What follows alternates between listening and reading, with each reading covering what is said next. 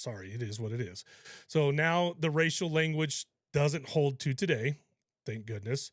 But the point was this: citizenship wasn't casual, it wasn't automatic. It was earned through residency, allegiance, and character. That principle, that citizenship is a choice and a commitment, was, that it was at the core of their law, of our law.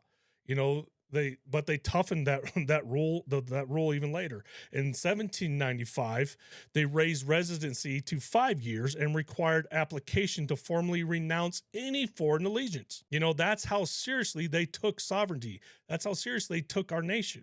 You couldn't just live here and keep your old loyalties like Ian Omar.